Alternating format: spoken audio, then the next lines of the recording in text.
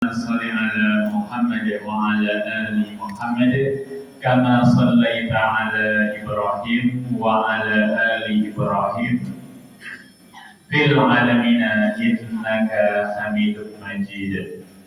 رب اشرح لي صدري ويسر لي أمري واحلل عقدة من لساني يفقهوا قولي. Amin ya rabbal alamin. Bapak Ibu yang dirahmati Allah Subhanahu wa taala, apa kabar? Alhamdulillah baik ya. Mari tidak lupa sekali lagi kita sampaikan rasa syukur kita kehadiran Allah Subhanahu wa taala. Mari kita sama-sama mengucapkan hamdalah. Alhamdulillahirabbil alamin. Salawat serta salam semoga selalu tercurah limpahkan pada junjungan kita, suri tauladan kita, Nabi Muhammad sallallahu alaihi wasallam. Ya, salah satu hal yang patut kita syukuri adalah saat ini kita semua bisa hadir di rumahnya Allah untuk bersama-sama thalabul ilmi. Dan saya melihat di mana-mana itu kesadaran untuk thalabul ilmi itu tumbuhnya luar biasa. Bahkan sekarang anak-anak muda itu banyak sekali yang sudah mulai sadar untuk menuntut ilmu.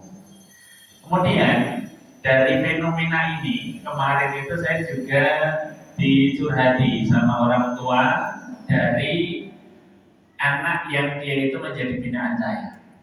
Saya kan biasa mengisi tentang rumah tangga dan juga parenting.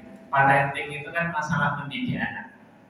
Kemudian yang saya isi itu anak-anak muda itu, keluarga baru itu, mereka itu nauzubillah justru mengambil ilmu dari saya itu bukan untuk introspeksi diri, tapi malah menyalahkan orang tuanya.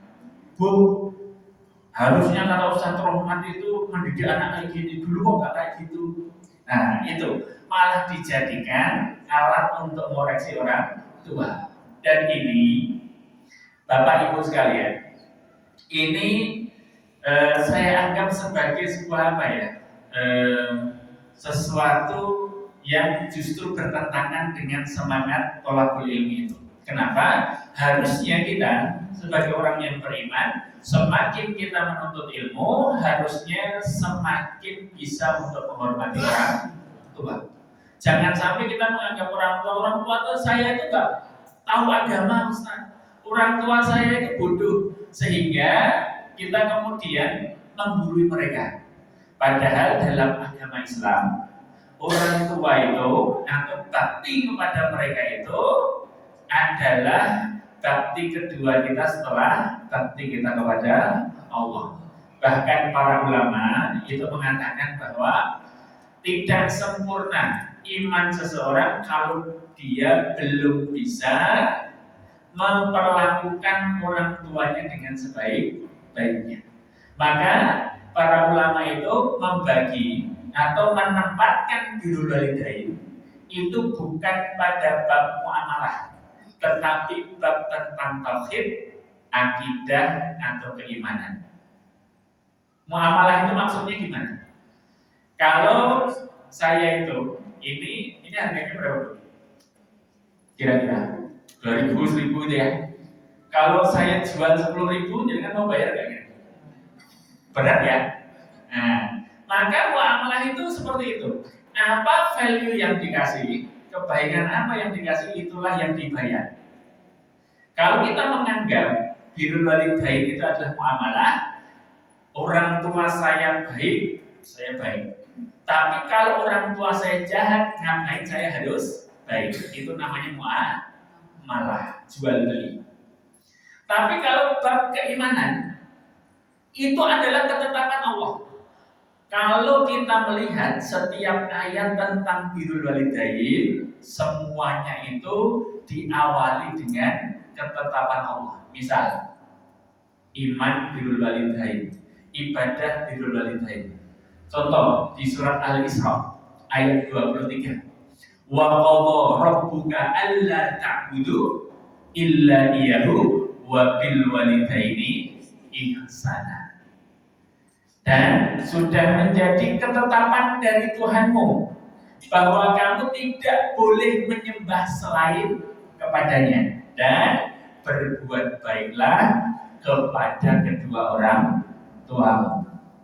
Kemudian di ayat yang lain, misalnya di surat Luqman, wa qala Luqman li banihi wa huwa ya'iduhu ya bunayya la tusyrik billah innasyirka la dzulmun adzim. Ini disampaikan bahwa menyekutukan Allah itu adalah sebuah kezaliman yang sangat besar. Kemudian diikuti dengan wa wasainal insana biwalidayhi hamalathu ummuhu wahnan ala wahnin. Kemudian kami perintahkan pada manusia untuk berbuat baik pada kedua ibu bapaknya. Ibunya telah mengandung dalam keadaan lemah dan susah payah. Iman, ketetapan Allah, birrul walidain.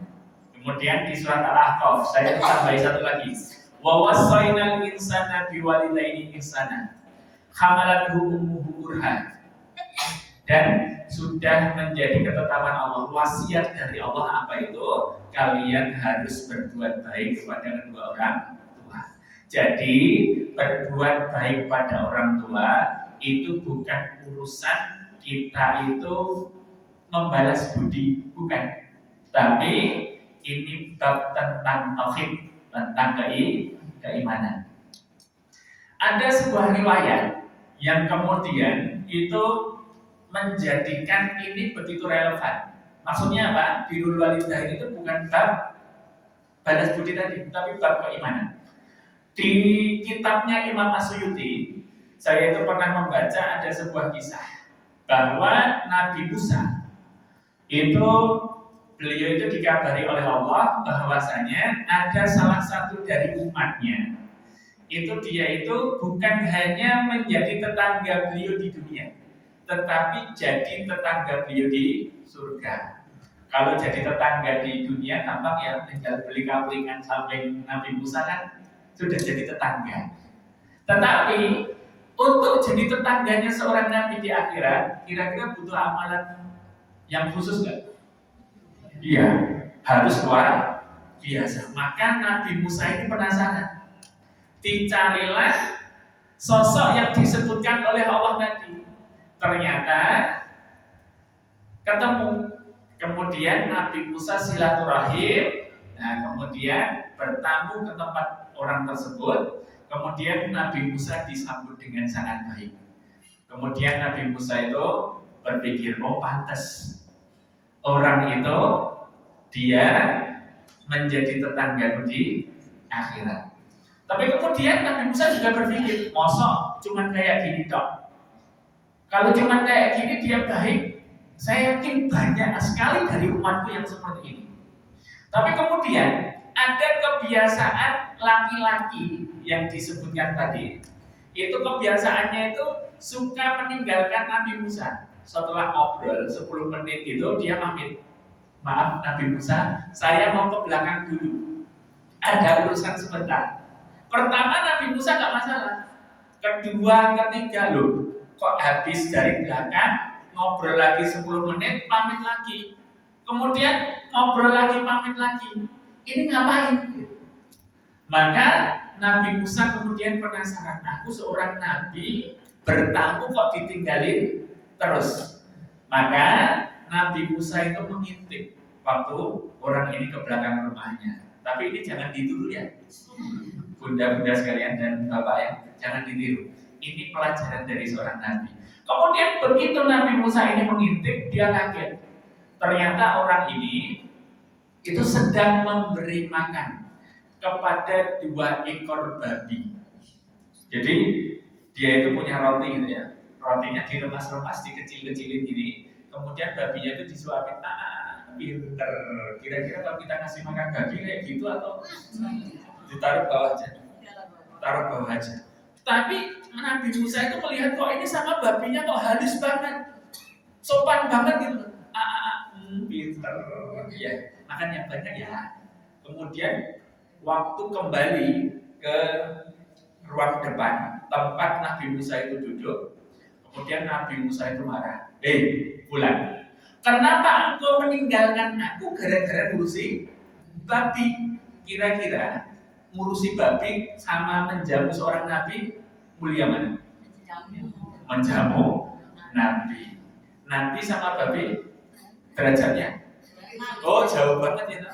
Kenapa engkau meninggalkanku hanya gara-gara ngurusi babi? Kemudian laki-laki ini menangis, wahai Nabi Musa, maafkan aku. Ketahuilah bahwasanya 2 ekor babi yang tadi saya suapi, saya elus-elus itu, mereka itu tidak lain adalah 2 orang tuaku yang karena dosa dan kemaksiatan yang mereka lakukan, mereka itu dikutuk Allah menjadi babi. Tapi karena pemuda ini, laki-laki ini tahu bahwa itu orang tuanya, dia tetap berbuat baik pada kedua orang tuanya tersebut. Maka Nabi Musa kemudian terperangah. Oh, mungkin karena inilah pemuda itu diangkat derajatnya oleh Allah, kemudian menjadi tetangga di surga. Bayangkan, saya mau tanya dulu, orang tuanya pemuda ini tadi dikutuk jadi babi itu karena dosanya. Berarti dia itu musuh Allah atau bukan? Orang tuanya itu musuh Allah. Kalau jenengan punya musuh, kemudian saya berbuat baik pada musuh jenengan, kira-kira jadi mangkal ya? Mangkal ya? Harusnya Allah mangkal kepada pemuda tadi. Ini musuhku kok malah dibaik-baikin. Tetapi karena itu adalah iman dan ketetapan dari Allah, tidak peduli orang tua jahat atau baik, saat kamu berbuat baik pada mereka, maka engkau tetap diangkat derajatnya oleh Allah. Bunda-bunda sekalian, mungkin ini umur kita kan sudah nggak muda lagi, masih punya orang tua. Nah, nanti kita kasih tahu caranya bagaimana berbakti setelah mereka tiada. Tapi yang masih punya orang tua, saya katakan sekali lagi, jangan pernah menyiksa mereka dengan kerinduan. Jenengan, itu saya itu tiap hari itu pasti telepon ibu saya. Saya memulai hari itu, Bu, nanti saya acara kesini, mohon doanya. Dan itu wallahi, meskipun sangat sepele dan mungkin orang tua saya itu secara ilmu juga ya bisa dibandingkan ya karena beliau orang kampung gitu. Tetapi saat beliau itu ridho dengan langkah yang saya ambil, maka selama ini saya mendapati bahwa langkah yang saya tempuh itu begitu mudahnya, begitu diridhai oleh Allah. Dan ini juga dikuatkan oleh Allah. Ridhollah fi ridhal walidain wa sukhtullah fi sukhtil walidain. Ridhonya Allah itu ada pada ridho orang tua kalian. Dan marahnya Allah, murkanya Allah itu ada pada murka orang tua kalian. Ya. Kemudian dalam sebuah hadis disebutkan dari Abdullah ibnu Mas'ud, ya Rasulullah, amalan apa yang paling afdal? Ayo amal afdal ya Rasulullah. Kemudian dijawab oleh Rasulullah, yang pertama adalah sholat pada waktunya. Kemudian apa lagi ya Rasulullah? Berbakti kepada orang tuamu. Kemudian yang ketiga, berjihad di jalan Allah. Itu salah satu hadis menyebutkan seperti itu. Kemudian, nah, birrul walidain itu sebenarnya kalau kita menyebut birrul itu adalah kebaikan yang umum. Tetapi di sini di Quran itu disebutkan bahwa berbuat baik pada kedua orang tua itu sebutannya bukan birrul walidain, tapi wabil walidain ihsana. Ada yang tahu makna ihsan itu apa? Ihsan itu apa? Baik. Khair itu juga baik, bir itu juga baik. Tapi baik yang seperti apa? Halo? Nah, dulu Rasulullah itu pernah ditanya perihal Islam, iman dan ihsan. Nah, Malaikat Jibril itu bertanya, "Fa'akhbirni anil ihsan ya Rasulullah." Qala anta'budallah ka'annaka tarah. Fa illa takun tarah fa innahu yarak. Beritahukanlah pada kami, kabarkanlah pada kami ya Rasulullah tentang apa itu ihsan. Rasulullah kemudian menjawab, engkau beribadah kepada Allah seakan-akan engkau melihatnya, dan engkau jika tidak melihatnya maka yakinlah bahwa Allah melihat. Maka berbuat baik pada orang tua juga seperti ini. Berbuat baiklah pada mereka, beribadahlah seperti nilai-nilai yang diajarkan oleh mereka, seolah-olah mereka itu melihatmu mengerjakan itu. Seperti itu. Dan ini nanti menjadi nasihat untuk rata-rata anak-anak yang masih muda atau kita pasangan muda itu. Kadang-kadang seperti ini. Kita itu di depan orang tua kita kadang gih gitu. Tapi dimarahin orang tua di belakangnya, nenek peyok kurang ajar. Kadang seperti itu. Maka ini tidak boleh. Maka belum ihsan jika kita di depannya dan di belakangnya belum berbuat baik. Seperti itu. Kemudian ada banyak kisah yang kita ambil ibrahnya. Betapa jika kita nanti ini tadi kan birrul walidain, agar anak kita juga bisa berbuat baik pada kita, apa yang harus kita ajarkan pada mereka? Maka ajarilah anak kita terutama agama yang benar. Jangan pernah mengambil ukuran itu dari hanya urusan duniawi, tapi kita harus mengambil ukuran akhirat. Saya pernah mengatakan seperti ini, wallahi, jika nanti kita punya anak dan anak kita itu kita ajari agama dengan baik, maka dia akan bisa memperlakukan orang tuanya dengan baik seperti apa yang diperintahkan oleh Allah, meskipun dia itu mohon maaf ekonominya kekurangan, dia bukan pejabat, dia bukan pegawai, dia orang biasa. Itu insya Allah dia akan bisa memperlakukan orang tuanya dengan baik. Ada dua kisah yang kemarin itu saya mendapati dan itu real. Ada teman saya, kakak kelas SMA, beliau itu, mohon maaf saya tidak merendahkan profesi beliau, tapi orang-orang itu menganggap profesinya biasa saja, yaitu kuli bangunan. Ada yang cita-citanya anak-anaknya ingin jadi kuli bangunan? Gak ada yang cita-citanya seperti itu. Teman saya itu, kakak kelas saya itu, beliau profesinya kuli bangunan. Beliau ini punya anak 3, istri 1. Kemudian ibunya itu tinggal di situ. Dan ibunya itu dilayani dengan baik. Kemudian waktu Ramadan, ibunya ini saking melihat anaknya, kok anakku itu ekonominya susah ya, ibunya ini kemudian inisiatif bikin gorengan. Jadi sebelum asar itu goreng, bikin gorengan. Menantunya itu sudah ngomong, Bu, kok damel gorengan kata ngajakin nopo ki tak dol. Aku yang ingin bantu keluarga supaya ekonominya membaik. Kemudian habis asar ya dikelilingkan untuk persiapan buka. Akhirnya anaknya itu jam 4 lebih kan pulang. Kemudian karena mendapati ibunya tidak ada, dia itu bertanya kepada istrinya, Bu, ibu di mana?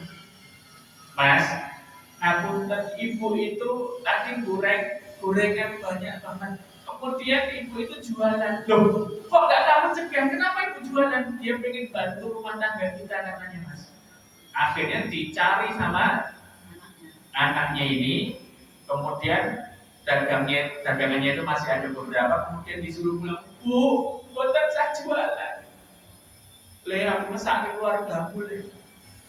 Kita kok mau pengen aku astagfirullah itu. Saya nggak merasa repot dengan adanya jenengan, saya sangat bahagia. Kemudian ibunya itu dibawa pulang, gorengannya yang masih beberapa itu kemudian dibagikan ke tetangganya. Kemudian dia itu bilang ke ibunya gini di rumah, Bu, saya mohon jangan lagi jenengan jualan, jenengan di rumah aja bantu ngurus anak-anak. Jenengan main aja sama anak-anak, nggak usah kerjain apapun. Insya Allah kebutuhan rumah tangga saya cukupi. Kowe ini mau beli bangunan dulu. Insya Allah cukup, Bu. Doakan saya cukup. Kemudian sebenarnya ibu itu mau apa toh? Kemudian ibunya itu gini, sejak lama itu ibu itu pengen ke Baitullah. Anaknya cuma kulit bangunan. Nah, minta ke Baitullah. Apa kata anaknya? Bu, saya punya sedikit tabungan. Insya Allah nanti tak tambahin lagi, jenengan tak berangkatin. Akhirnya curhat sama saya. Cerita masalah itu. Ustaz, ada nggak di tempat jenengan yang paketannya rada murah? Saya kemudian menyampaikan, ini ada sekitar 20 juta lebih gitu ya, sekitar 23 jutaan. Saya akhirnya karena melihat beliau itu pengen sekali memberangkatkan ibunya, akhirnya saya membantu pasporan, biaya paspor sama suntik vaksinnya itu saya bayar. Kemudian kekurangannya beliau itu cuma punya belasan juta waktu itu, ya nanti dicicil nggak apa-apa, nanti yang bayar saya dulu. Saya bilang gitu. Akhirnya berangkat. Perhatikan, anaknya hanya dalam tanda kutip kuli bangunan, tetapi bisa memuliakan orang tua. Sebaliknya, ada jamaah saya Jogja, itu ibu-ibu curhat kepada saya, beliau itu pengen haji plus yang kuota pemerintah. Beberapa tahun yang lalu kan ada kuota percepatan. Saya kemudian bilang, Bu, ini ada yang rada murah. Kemudian saya sampaikan biayanya, ibu itu bilang, Ustaz, tapi uang saya itu kalau dikumpul-kumpulin kurang 30 juta Ustaz. Loh, jadi kan punya anak-anak yang sukses. Beliau itu sering cerita, anaknya ada yang jadi dokter, ada yang jadi manajer, ada yang jadi kepala bank. Kemudian saya bilang gini, Bu, jadi kan sharing aja ke anak-anaknya, insya Allah nanti anaknya bantu. Saya bilang gitu. Kira-kira ada orang tuanya mau berangkat haji kurang dikit, mau bantu nggak kira-kira anaknya? Harusnya mau tuh. Nah kemudian dia itu cerita ke anak-anaknya. Anaknya itu bilang ini, Bu, ini kan dolar baru tinggi-tingginya, besok aja kalau dolar sudah turun. Begitu dolar turun, saya kan ngasih tahu ke ibunya, Bu, ini dolar ada turun loh.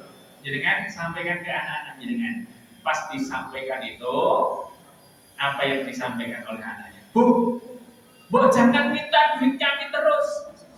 Uang pensiunan bapak itu dari dulu kami nggak pernah minta. Bu, ya itu yang dipakai. Ibu itu di depan saya curhat itu nangis-nangis.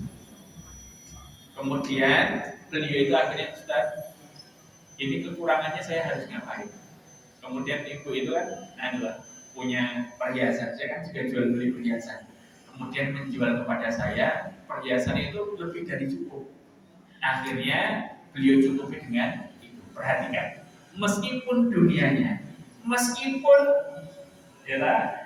anak-anaknya itu uangnya banyak, tapi kalau mereka itu menomorduakan agama, mereka tidak bisa memuliakan orang tua. Tapi kalau bisa ya dunyane ape, ya tetap bisa memuliakan orang tua. Kemudian kalau kita melihat budaya negara Islam sama negara non-Muslim itu, perbandingan mereka dalam hal memuliakan orang tua itu sangat jomplang, jeglek gitu. Dulu ada cerita, dan cerita ini dulu masyhur, tertulis di majalah-majalah Muslim Anida dan yang lain-lain itu. Ada kisah dua orang laki-laki yang mereka itu bersaudara, mereka itu saling menggugat di pengadilan. Kira-kira kalau ada saudara yang menggugat di pengadilan, biasanya urusan apa? Warisan, gitu. Kemudian, ternyata bukan dalam hal warisan. Ternyata mereka itu saling menggugat di Jeddah itu, saling menggugat karena apa? Mereka pengen hak asuh ibunya. Jadi ibunya ini jadi rebutan. Nanti kalau bisa jadikan seperti ini, pokoknya ibu harus sama saya, itu anak-anaknya seperti itu. Nah, kemudian, ini karena saking ributnya, itu dipanggil dua-duanya. Kemudian yang tertua dulu, yang nomor 1, yang kakaknya dipanggil sama hakim. Sang kakak, coba kamu jelaskan kenapa kamu itu pengen merawat ibu. Kemudian dijelaskan, selama ini yang merawat ibu itu saya, Pak Hakim. Dan alhamdulillah, saya itu tidak pernah kekurangan karena beliau ini adalah pegawai pemerintah. Kalau di sini ASN gitu ya, PNS. Dan uang saya insya Allah lebih dari cukup untuk merawat ibu saya. Dan selama ini kebutuhan ibu saya penuhi dengan baik. Tetapi mohon maaf Pak Hakim, kenapa tidak saya serahkan ke adik saya? Adik saya itu baru saja menikah. Dia baru merintis usahanya, ekonominya itu masih goyah, masih labil. Maka kemudian dia meminta pada saya, tidak saya kasih. Karena apa? Saya takut memberatkan adik saya. Kemudian, keterangannya diambil, adiknya dipanggil. Sang adik, kenapa kamu ingin merawat ibu kamu? Maka dia mengatakan, benar apa yang disampaikan oleh kakak saya tadi, Pak Hakim. Tapi ketahuilah, kakak saya itu dia punya jam kerja yang kaku. Jadi kalau ibu saya butuh sesuatu, maka kakak saya itu tidak serta-merta bisa minta izin. Maka kadang itu mau ke rumah sakit atau mau apapun itu harus menunggu kakak saya, dan itu membuat ibu saya itu menunggu. Jadi kalau dia mau ngomong ke menantunya itu pakai wong. Maka Pak Hakim, saya minta agar saya itu bisa merawat ibu saya meskipun saya itu baru merintis, insya Allah secara ekonomi saya cukup. Kemudian apa yang diputuskan oleh hakimnya? Hakim mengatakan hak asuh kami berikan pada sang adik, tetapi seluruh biaya ditanggung kakak. Kemudian apa yang dilakukan kakaknya itu? Kakaknya itu memeluk adiknya, kemudian menangis. Wallahi Pak Hakim, ini adalah keputusan yang paling adil. D, jangan biarkan satu peser pun keluar dari kantong. Kalau ada apa-apa, ada yang harus dikeluarkan untuk urusan ibu, tolong segera hubungi aku. Tak kasih semuanya, jangan kau mengurangi jatah surga.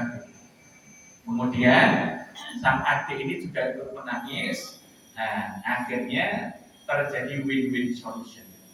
Ini kalau anak-anaknya dididik agama dengan baik, bukan rebutan warisan, tapi rebutan untuk mengasuhi ibunya. Kita bandingkan dengan negara yang kita anggap modern.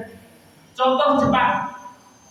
Jepang itu ada kebiasaan orang-orang di Jepang itu di sekitar Gunung Fujiyama. Itu kalau orang tuanya sudah sepuh, sudah tua gitu ya, digendong naik ke atas, kemudian apa yang mereka lakukan? Orang tuanya itu ditinggal di situ.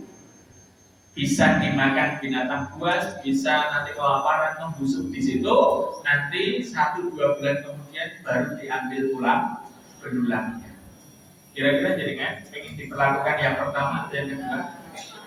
Yang pertama. Maka ajari anak kita dengan.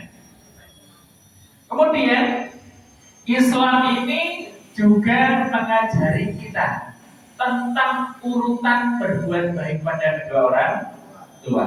Ya Rasulullah, man abalu. Ya Rasulullah, kepada siapa kami harus berbuat baik? Kemudian Rasulullah mengatakan ummuka. Kemudian orang itu mengatakan man abalu, kepada siapa lagi ya Rasulullah? Ummuka, ummuka, ummuka, ummuka 3 kali. Baru abuka yang keempat. Ini ibu baru bapak. Tapi ini bukan tentang istri 3 loh, Pak.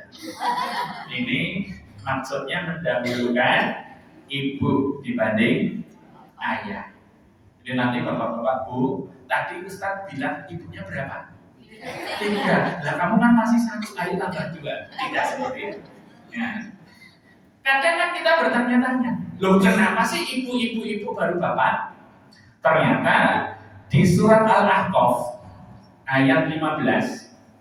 Nah, dengan buka nanti ada juga doa itu untuk kita yang sudah 40 tahun ke atas.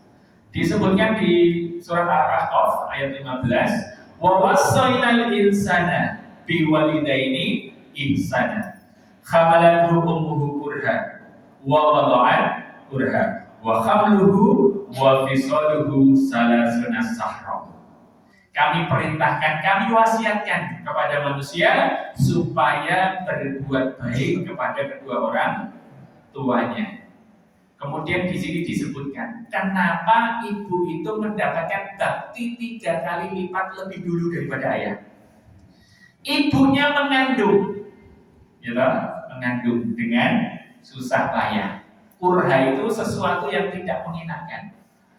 Kurha itu disebutkan oleh para ulama bahwa orang kalau sudah mengandung, apalagi kandungannya itu sudah mendekati kelahiran, maka tidak akan nyaman. Saya juga nggak pernah merasa. Saya mengandung itu bertahun-tahun juga nggak pernah lahir. Lemu ya tadi. Nah, kemudian kalau sudah usia kandungan 8 bulan, kita tidur, dengan tidur 8 bulan kandungan kira-kira nyaman ya? Tengkurap, ya? Nggak bisa. Nah, melumah, ya, melumah itu ya kurang nyaman juga. Ngiring kanan, ngiring kiri nggak bisa. Apalagi tengkurap tadi ya nggak bisa. Nah, maka di situ disebutkan kurha. Kurha itu sangat susah sekali. Nah, orang yang mengandung itu dia membawa beban terus-menerus. Saya jadikan kalau beban ini enteng ya? Enteng ya, tapi kalau jadikan suruh bawa terus kayak gini selama sebulan penuh, kira-kira berat gak jadi? Ya kan? Tangan kita pegang, jangankan sebulan, sehari saja pegang ibu-ibu itu kuat. Gendong anak itu, dia tambah berat badannya itu berbulan-bulan. Nah, kemudian melahirkannya dengan susah payah juga. Jadi kalau seorang wanita itu melahirkan, dia itu kata Rasulullah itu ada sekitar 36 sendinya itu patah. Jadi sakitnya itu luar biasa. Dan itu diukur oleh ahli kesehatan. Itu diukur. Jadi orang yang dia itu melahirkan, dia rasa sakitnya itu seberapa kuat. Maka diukur satuan rasa sakit, ada yang tahu namanya? Namanya del. 1 del, 2 del, 3 del, itu ya lama-lama del 2. Nah, itu. Dan ini dibandingkan dengan kekuatan laki-laki. Ada laki-laki binaraga, badannya besar itu kan harusnya bisa menanggung rasa sakit kan lebih banyak, lebih kuat. Tetapi setelah diukur, laki-laki itu diberi stimulus rasa sakit di perutnya bagian bawah, seperti ibu yang mau melahirkan. Itu diberi stimulus sakit itu 1 del, 2 del, 3 del, masih kuat. Sampai 30 del, dia itu nyerah, give up. Tapi seorang wanita yang melahirkan itu, tahu nggak satuan delnya berapa?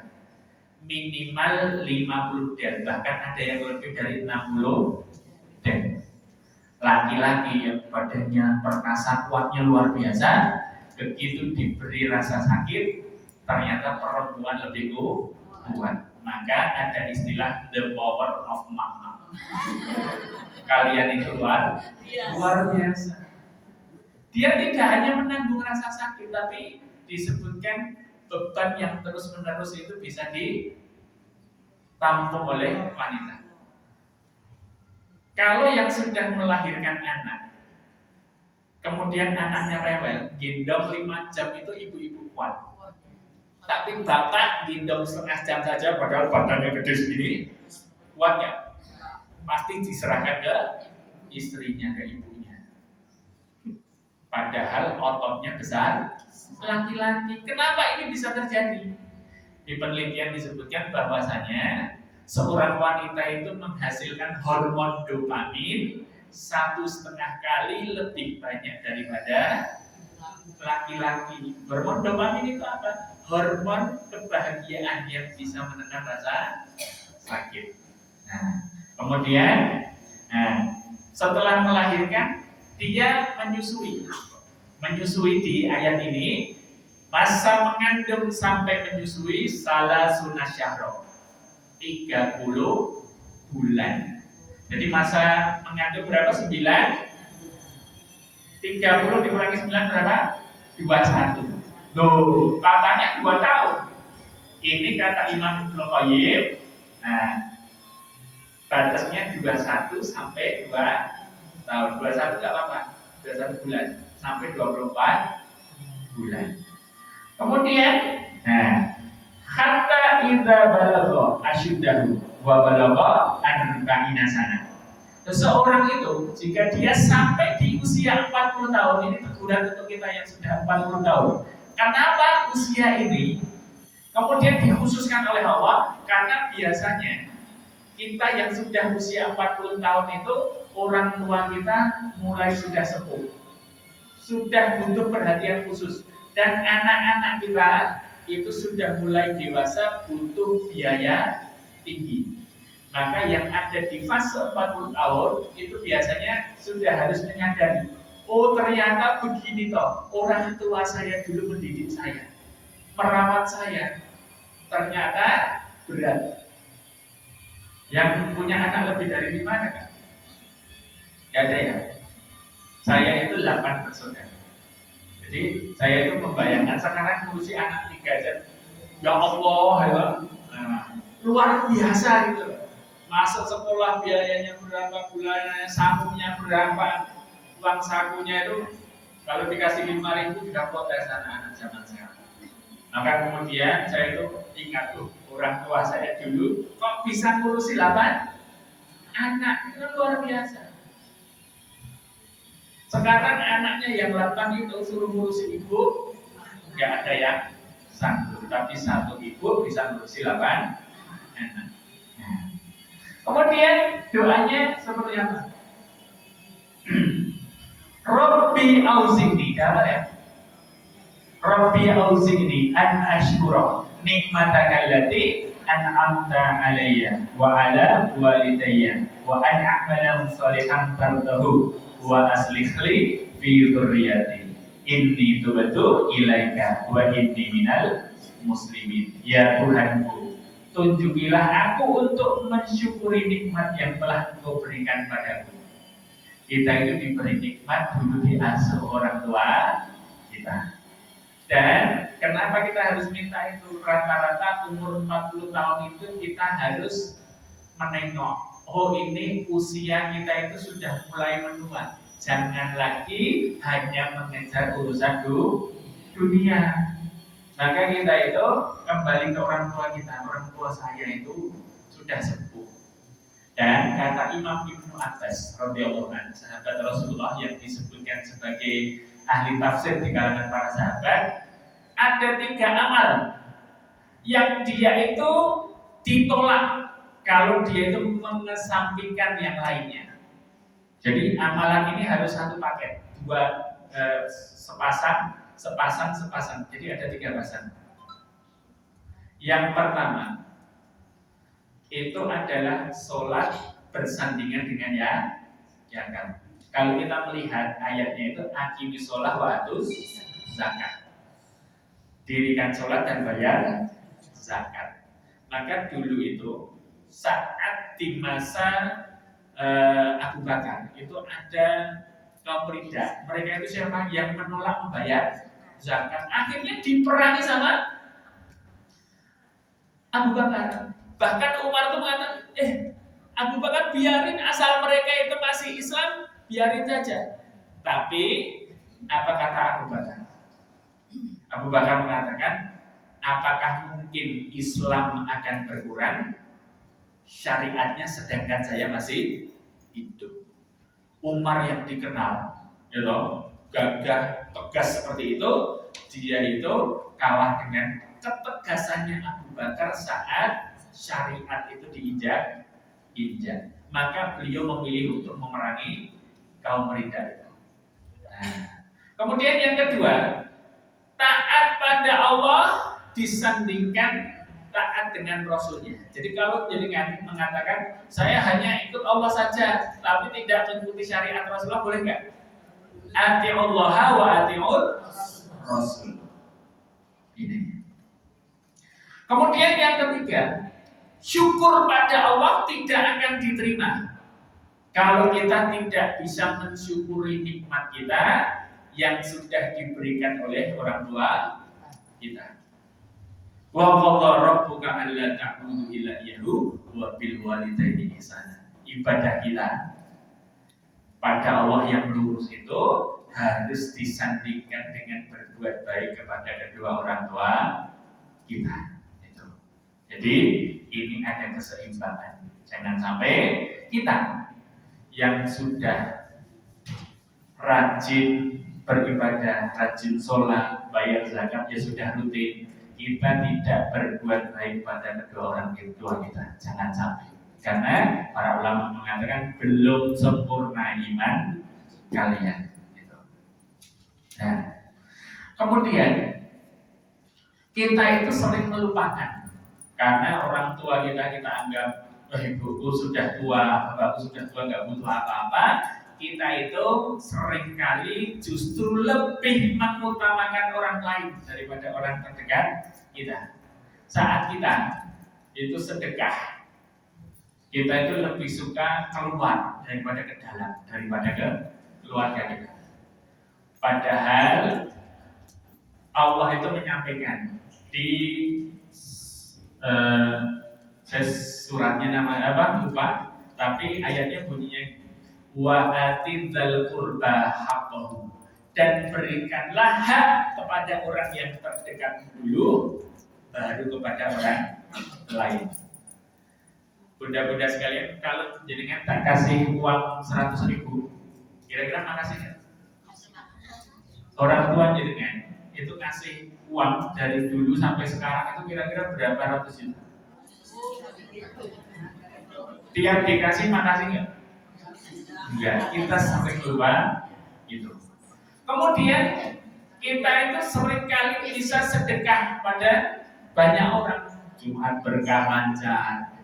Kemudian kita itu seringkali bisa memberi pada orang lain, tetapi kita sering lupa kepada orang tua kita sendiri. Padahal kalau kita sedekahnya pada orang terdekat kita, itu apalagi orang tua kita, itu pahalanya lebih besar. Dan saya ada pengalaman menarik. Dulu di Jogja, itu kan saya sering isi tentang tazkiyatun nafs. Salah satu yang saya sampaikan itu bagaimana kebersihan hati kita itu bisa membuat penyakit itu hilang dengan sendirinya. Jadi ternyata penyakit itu bukan karena makanan ada pengaruhnya sedikit. Sebenarnya masalah hati. Jadi kalau jenengan ada kebencian, ada amarah, itu nggak segera dikeluarkan dari dalam hati kita, maka nanti penyakit hati itu akan menimbulkan penyakit jasmani. Maka kemudian itu saya sampaikan, salah satu jamaah saya itu ternyata dokter ahli jantung.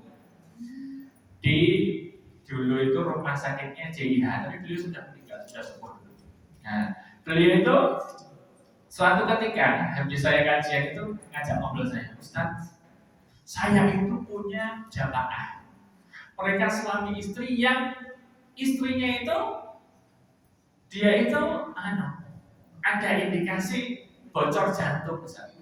Dan ini kayaknya kalau di operasi di Jogja itu belum ada yang mampu, harus ke rumah sakit jantung harapan kita ya di Jakarta.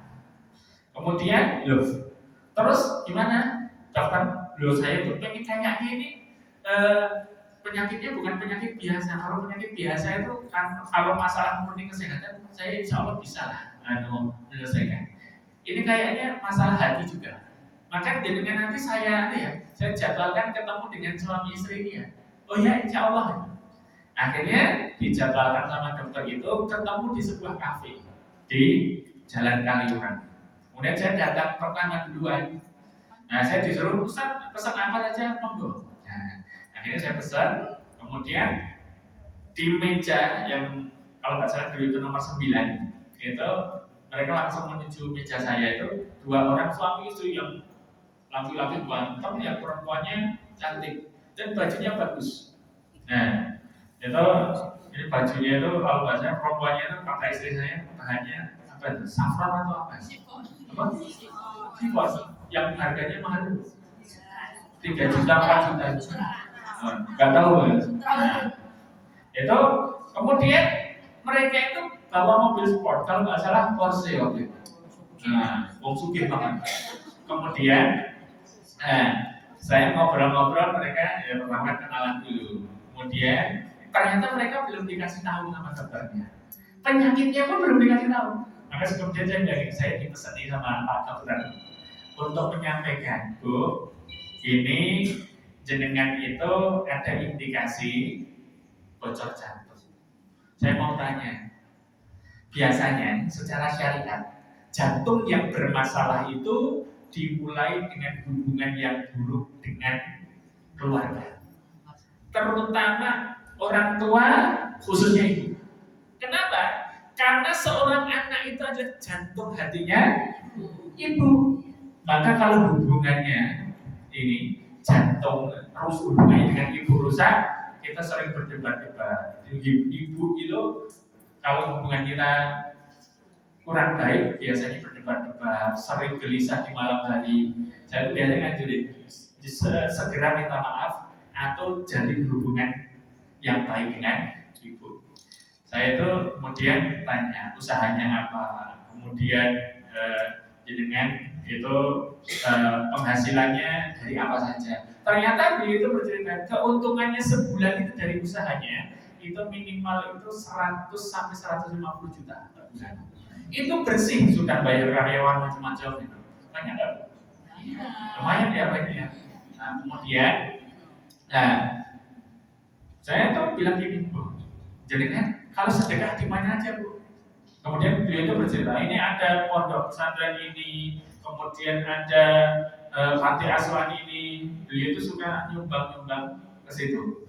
Kemudian ada lembaga sosial beliau. Nah, kemudian saya tanya, terus jadi kan masih punya orang tua enggak? Saya masih punya ibu dan 2 saudara. Akhirnya saya tanya, kalau ngirim ke orang tua itu biasanya berapa? Penghasilannya 100 juta lebih tadi. Kira-kira pantasnya ngirim ke orang tua berapa? 50 juta. Berarti anaknya soleh. Ya, apa yang beliau sampaikan? Ya, orang tua itu saya di kampung Ustaz. Ya biasanya saya ngirimnya ya kalau nggak 500 700 ribu. Astagfirullah. Dia itu bisa nyumbang ke sana kemari nilainya belasan juta bahkan 20-an juta, tapi sama orang tuanya kalau cuma 500 sampai 700 ribu. Ya kebutuhan di kampung cuma segitu. Kemudian saya bilang gini, Bu, nanti sedekahnya digeser ya. Jenengan itu nanti sedekahnya untuk orang lain, ya kalau bisa nggak usah dikurangi, tapi porsi untuk ibu nanti harus ditambah. Dan saya bilang gini, Pak Dokter kemarin menyampaikan kepada saya, kalau jenengan itu dioperasi, kalau dapat tangsanya itu kan kalau orang kaya gini kan yang VIP lah ya. Nanti kalau kelasnya VIP kan operasinya biaya jangan ikut sekitar 800 sampai 1 miliar. Nah, saya bilang gitu. Dan saya itu mengajukan diri, tolong nanti ambil uang 10% dari biaya ini. Kalau biaya 1 miliar kan 100 juta. Tolong ambil 100 juta. Bukan buat saya, kan? Ya, tolong nanti sebagian besar kasihkan ke ibu. Kemudian saudara-saudara jenengan, saudaranya punya usaha apa? Ya mereka hidup biasa di kampung Ustaz. Karena saya kasih bantuan untuk usaha itu, mereka nggak berhasil. Akhirnya saya males. Saya nggak mau lagi ngasih bantuan. Akhirnya, kemudian saya nasihati, nanti tolong berikan uang yang lebih banyak ke mereka. Akhirnya apa kata perempuan tadi? Ustaz itu ngajarin saya sedekah, emang Ustaz sedekahnya per bulan berapa? Marah sama saya, kemudian saya tuh mungkin ibunya ini nggak bisa menahan kesabaran ya. Akhirnya saya tuh Saya juga nggak merasa bersalah sama sekali. Kenapa? Karena saya nggak bilang, Bu, nanti sedekahnya untuk saya. Nah, itu saya baru merasa bersalah. Nanti untuk yayasan saya, untuk panti asuhan saya, itu baru saya punya beban. Tapi kan saya nyuruhnya untuk orang tua. Akhirnya ibu itu bilang gini, ayo mas, ya balik lagi. Mas, aku males aku. Nah, akhirnya dia pergi. Saya itu cuma termenung saja. Nah, ini sudah terlanjur pesan makan dan dibayar belum ya? Nah, duitnya mepet soalnya. Akhirnya saya kasih. Nah, ternyata sudah dibayar, alhamdulillah. Nah, sebulan kemudian saya itu ditelepon sama dokternya. Ustaz, kemarin itu sudah ketemu. Loh, jadi kan baru ngabarin, baru hubungi saya sekarang. Ya sudah. Lah terus gimana? Ya biasa saja, ngobrol biasa. Saya kan nggak mungkin menceritakan itu. Akhirnya dokter itu bilang, ini kemarin itu periksa lagi Ustaz. Ternyata ini sudah sembuh. Ini kamu apa? Jenengan itu kasih nasihat apa? Saya dimarahin Pak kemarin. Nah, kasih nasihat tapi dimarahin. Ini pasien saya kan nggak minta nama saya kan? Ya, itu mau ketemu lagi sama jenengan. Kemudian malam saya dimarahin lagi. Akhirnya ya saya malas-malasan itu, enggak, ini mau berterima kasih Ustaz. Akhirnya ketemu lagi di tempat yang sama dan di meja yang sama. Gak trauma ya. Nah, akhirnya apa yang dikatakan itu setelah mengucapkan salam, ngobrol sebentar, ibu itu mengatakan, terus terang Ustaz, waktu itu tidak ada yang lebih saya sebel, melebihi sebelnya saya sama jenengan. Saya benci banget sama jenengan karena ngajarin saya itu suka sedekah, tapi ngajarin jenengan bisa ngajarin saya. Saya kemudian itu marah, tapi di jalan itu suami saya itu meredakan amarah saya. Bu, Ma, itu kan ustadznya nggak minta apa-apa. Kita disuruh ngasih sama ibu sama saudaramu. Kalau ada sisa untuk orang lain, apakah saya minta? Enggak. Maka kemudian mereka itu akhirnya mampir ke bank, ambil uang tunai. Kalau nggak salah jumlahnya sekitar 120 juta. Nah, kemudian mereka itu pamit ke karyawannya, kemudian berangkat ke Pati. Tempat orang tuanya di Pantura, saya di Pati. Kemudian dia ketemu sama ibunya dan menceritakan, Bu, mohon maaf nih, lama nggak datang, nggak pernah telepon. Kemudian dia itu minta doa, Bu, sebelum minta doa itu kasih duit, Bu, ini saya ada uang 70 juta, tolong diterima. 70 juta gimana? Ini ya. Begitu diterima, anaknya minta doa, saya itu sakit jantung, Bu. Begitu diterima itu langsung duitnya itu ditaruh di sini, langsung ditaruh di atas kepala. Alhamdulillah ya Allah, semoga pemberian anak saya berkah. Didoakan, wah doanya, panjang lebar 70 juta. Oh, jadi kan ngasihnya 5 juta aja, baik sehari. Nah, kemudian, ini didoain. Begitu saya mendengar ibu saya ikhlas berdoa itu, kayaknya dada saya itu lapang sekali. Saya lapang sekali, jadi tidak ada sama sekali beban gitu. Saya kayak beban saya itu diangkat oleh Allah. Rabbis bisa jadi wayasiri. Dimudahkan oleh Allah, dimudahkan. Akhirnya didoakan ibunya itu plong ya. Akhirnya ke tempat saudaranya juga dikasih 15 juta. 15 juta. 20 juta. Dikasih 20 juta senang nggak? Senang nggak? Didoakan juga. Tambah plong hati saya. Kemudian yang 10 juta sisanya, 70 tambah 40 berapa? 110. Sisa 10 juta dibagikan ke janda-janda yang ada di kampung itu, orang fakir miskin, terus sisanya untuk masjid. Kemudian saya tinggal di situ beberapa hari, saya bisa melayani ibu saya dan kayak nggak ada beban. Kemudian saya kembali. Begitu saya itu periksa ke dokter, ternyata penyakit saya diangkat oleh Allah. Nah, jadi kita itu sedekah terbaik itu ke orang terdekat kita, dan sedekah itu bisa mengangkat penyakit kita, apalagi sedekah untuk orang tua kita. Ya, seperti itu. Ini beberapa pelajaran tentang birrul walidain. Ya, ada pertanyaan? Bapak Ibu sekalian. Iya.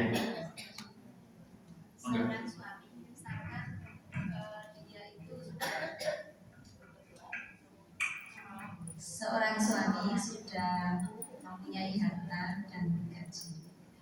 Misalkan orang tuanya itu sudah pada meninggal, kemudian kalau digantikan sedekah dengan istri yang lebih banyak, itu bagaimana? Oh, ini kayaknya sedekah modus ini. Ya.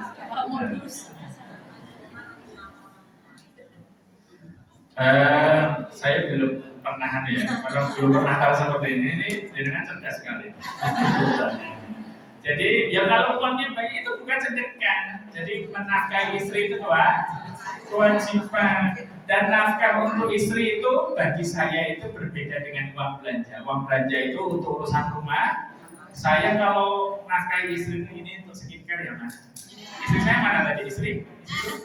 Saya bawa istri mana? Mana? Oh hilang.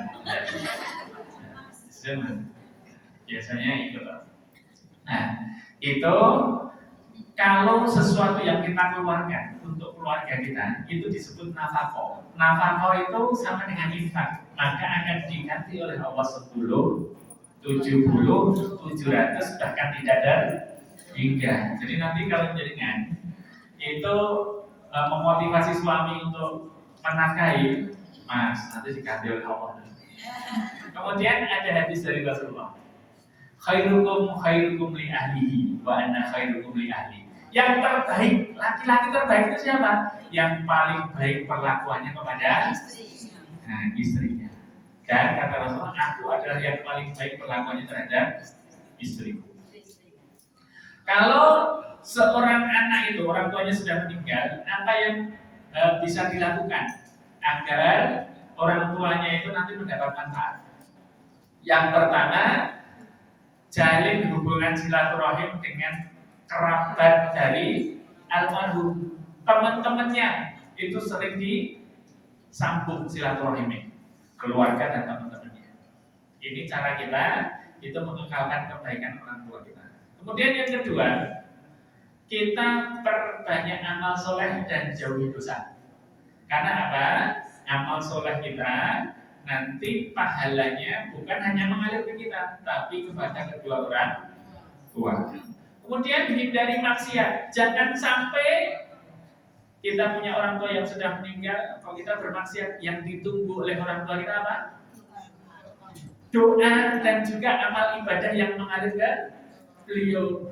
Kalau kita berbuat dosa, tentu mereka akan sedih. Yang ketiga, perbanyak istighfar.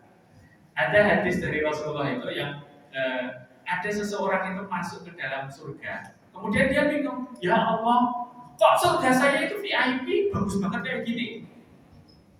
Padahal dia merasa, kayak masuk stadion itu, saya di halamannya saja sudah terima kasih, ya Allah, itu malah di tribun VIP. Kemudian, apa kata Allah? Karena istighfar yang dilakukan oleh anak keturunanlah, engkau mendapatkan tempat yang terpuji di dalam surga. Jadi istighfar kita, iya, terutama doa untuk kedua orang tua. Sama ya? Rabbil firli, wali ya. Rabbil firli, ya Allah ampunilah dosaku dan juga dosa orang tuaku. Itu sudah istighfar untuk kedua orang tua kita. Dan kemudian pesan untuk orang tua di doa tadi, Rabbil firli walidayya warhamhuma kama rabbayani shaghira. Dan sayangilah mereka ya Allah sama seperti mereka menyayangiku waktu masih kecil. Maka yang pantas mendapatkan doa ini dari anaknya adalah seorang ayah dan ibu yang dulu berbuat baik pada anaknya. Jangan pernah kita ini menelantarkan anak kita. Nanti Rabbayani Shaghiranya enggak nyambung. Dulu enggak nyayangi kok bisa doa. Gitu ya. Jadi harus ada keseimbangan. Kita orang tua itu kalau pengen anak kita itu berwalidain pada kita, ya kita juga berbuat baik pada anak kita sejak kecil. Seperti itu. Nanti insya Allah nggak usah ditunjukkan anak kita, kalau kita kasih apa yang mereka butuhkan, kemudian ajari agama dengan baik, insya Allah anak kita itu menjadi anak yang berbakti. Amin ya rabbal alamin. Ada pertanyaan lagi? Ada. Iya. Misalnya warisan, kita menjual warisan orang tua kita, terus uang itu dibagi-bagi ke rata semua. Hasilnya itu adalah sedikit kita belikan, misalnya kayak HP yang bisa murotan, yang bisa bermanfaat. Itu apakah halnya terus mengalir, Ustaz? Itu Pak HP. Enggak, kita berikan ke HP misalnya Ya, itu bisa ya. tiap hari. Sampai itu membawa pahala. Jadi nanti apapun kebaikan yang dilaksanakan oleh anak, itu nanti mengalir ke orang tua. Kalau ada kontribusinya ayah atau ibu kita, contoh gini, kalau urusan mendapatkan pahala itu karena hasilnya, jadi kita jangan pernah melihat hasil ya. Alhamdulillah Ustaz, anak saya jadi hafiz Quran, anak saya jadi ulama. Jadi kan ngajari enggak? Kira-kira dapat pahalanya enggak? Dapat sedikit gitu ya, karena mungkin nyekolahin ya lah. Tapi yang ngajarin bukan orang tuanya. Kalau urusan dapat pahala itu gara-gara urusan hasil, kira-kira ayahnya Nabi Ibrahim pahalanya banyak enggak? Banyak, tapi dapat pahala enggak kira-kira? Enggak, ayahnya Nabi Ibrahim itu pembuat dan penyembah berhala. Masa anaknya jadi nabi kemudian pahalanya ngalir kan enggak? Nah, tapi sebaliknya Nabi Nuh itu kan seorang nabi, didik anaknya dan istrinya dengan sebaik-baiknya, tapi anak dan istrinya kafir. Dapat pahala enggak? Tetap dapat pahala karena proses yang beliau lakukan. Maka kita itu jangan pernah melihat hasilnya. Insya Allah nanti prosesnya itu juga diberi pahala oleh Allah. Kita itu melihat anak nakal itu karena ada potensi yang belum kelihatan saja, atau ada sesuatu yang harusnya sesuatu itu harusnya kita perbaiki dari awal, tetapi tidak. Jadi ada anak itu misalnya tertekan dan lain sebagainya, nanti buat anak itu nakal. Contoh ya, dulu Valentino Rossi sebelum jadi pembalap itu kira-kira dia senang balapan nggak? Senang balap liar nggak? Balap liar. Dulu dianggap nakal nggak? Setelah jadi juara dunia tetap nakal nggak? Harusnya kan tetap nakal ya. Tapi seperti itu. Ini karena potensi yang belum kelihatan. Jadi kita itu bersahabat saja.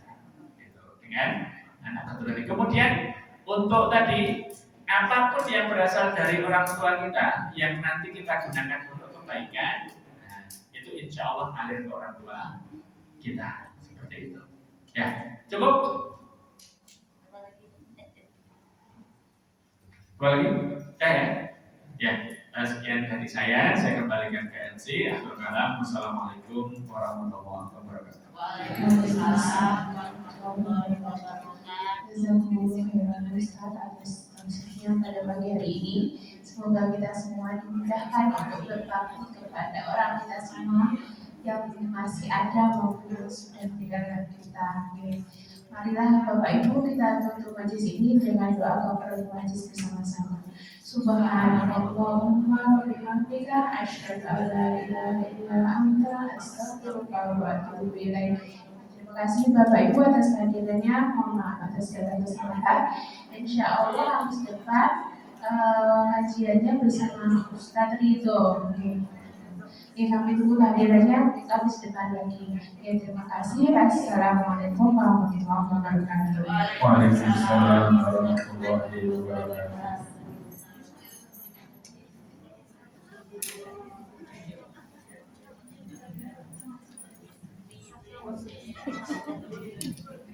Thank you.